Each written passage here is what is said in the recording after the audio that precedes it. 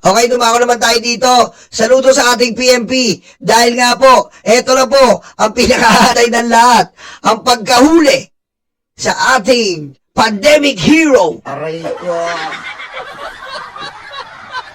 Pandemic hero. Sino ba ang pandemic hero? Francis Leo Marcos. Ang nawawalang Marcos. Loko, national TV yung ganito. Rakesyo ako daw ay nagmura kay ganito. Merong dahilan huyo kung bakit ako nakapagsalita ng hindi maganda sa Huwag kang Israel. umiyak. Tanga ka. Iyak. Wala, meron nung dahilan yun. Pero ang totoo niya, sa justification lang, pinahiya niyo ako kung Pilipinas na ganito, grabe. Mas mabigat yung pinasok ko sa'yo, hintay mo makas mo. Magandang araw po sa inyo, magandang Alam nyo, mali yun to eh. Wala na tayo tuloy laruan.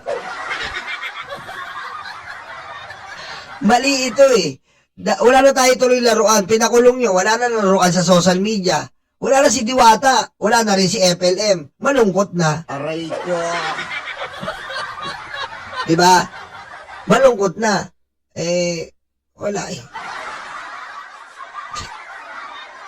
Wala na tayo tuloy laruan. Pero, okay din kasi marami din, alam mo kung marami ding atraso tong mga to eh. Marami ring atraso. Diba? Marami ring atraso. Si FLM, marami siya na-scam eh. Kaya congratulations sa PNP, pero dalawa kasi opinion ko dito. Yung unang opinion ko, ayoko rin kasing sabihin na masyadong malinis yan si Makagago. Hindi naman malinis din yan. Alam niyo po, ganyan rin trabaho niya dati. Hindi nang i-scam, pero ganyan. Ganyan trabaho niya, yung mga sikat, titirahin niya para sumikat siya. Diba? Kumbaga, parehas rin naman sila eh. Kaya, parehas din walang kwenta eh. Aray ko. Yun lang. Pero congratulations sa PMP. Kung talagang scammer yan, nahuli ng PMP, congratulations. Kung talagang maraming atraso yan, congratulations. Diba? Ganoon naman ang kabayaran eh. Sila Boss Mike, kilala to.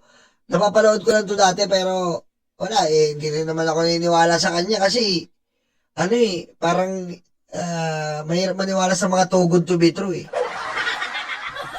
Tama si Kyril. Ang kapwa scammer, galit sa kapwa scammer. Hindi, matindi, mas matindi si Makagago. Parang si Duterte, meron siyang kanta, minumura niya yung Diyos. Saan ba yun? Teka lang ha. Parang ayan ha. Hindi naman wala akong kinakampihan ha. Kasi, ang inaano lang natin is yung tawag dito yung, ito yung kanta niya dati oh. Ay kung murahit si Jesus, ano kaya mangyayari? Putang ina mo, Lord, kay Satanas ako, hombre. Sabi niya, putang ina ng Lord. Diba? Sabi ko sa inyo, parehas lang sila. Sabi nito, nagbago na. Nako, ewan ko lang. Sa tingin mo. Diba? Sa tingin mo, nagbago ka. Pero sa tutusin, parehas lang kayo. Aray ko.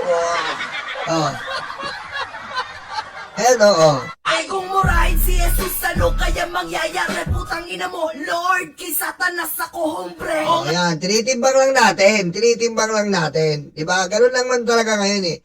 Basta for the views. Ayan, nire-react lang natin na natural. Kasi ganun din man sila dati.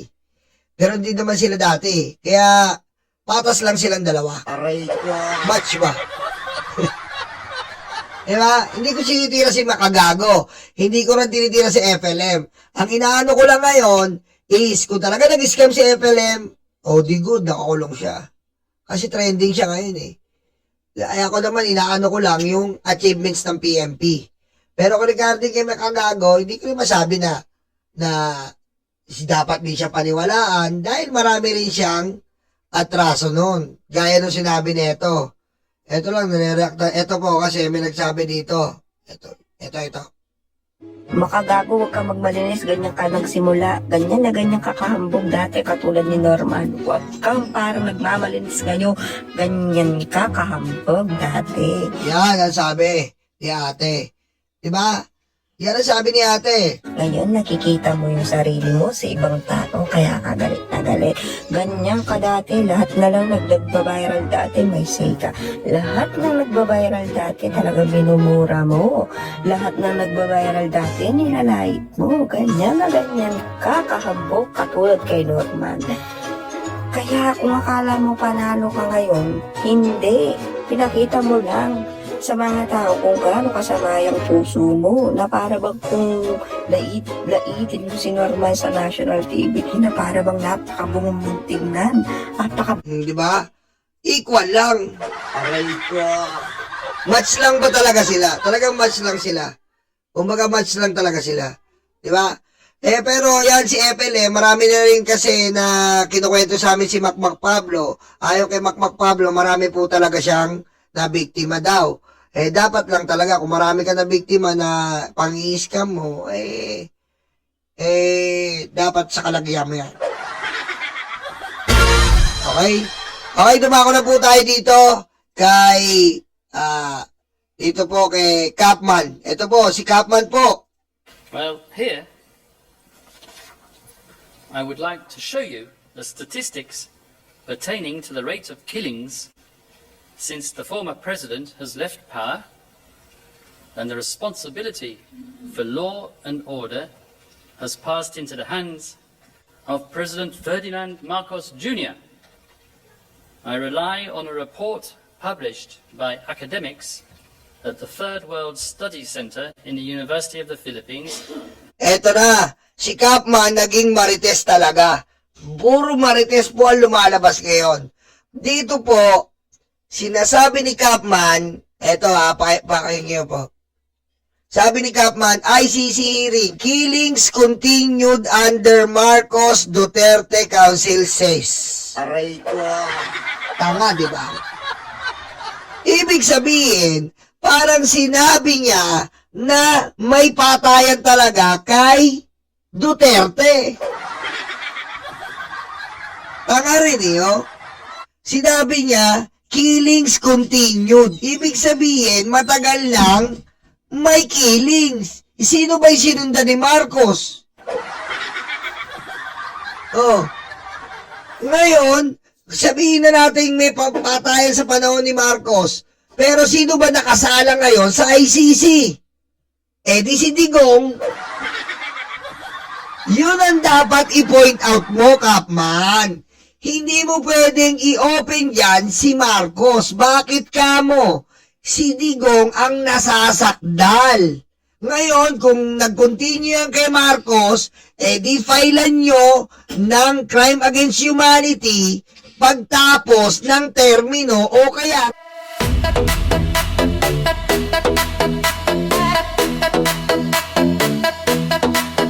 takot na ang mga aso, dumarating ang mga kaso, sila ay sinusundo na, dadalhin sa tatay nila.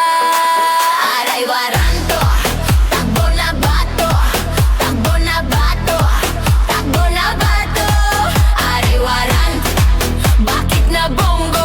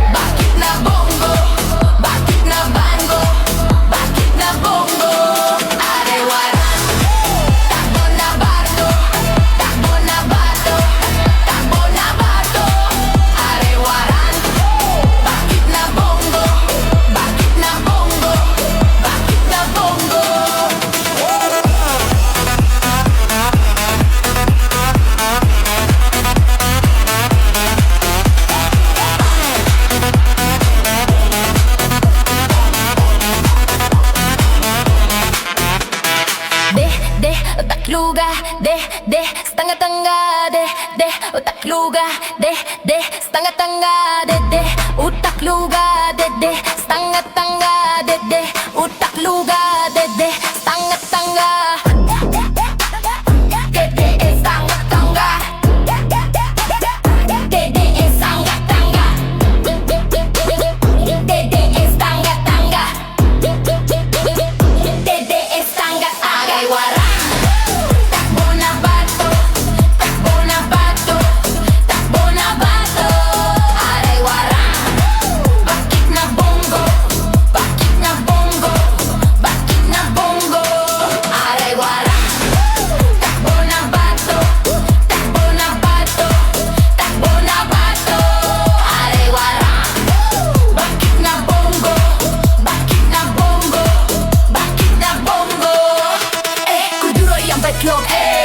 Tatay yung karton, kuduro yung betlog, tatay yung karton, kuduro yung betlog, tatay yung karton, kuduro yung betlog, tatay yung karton.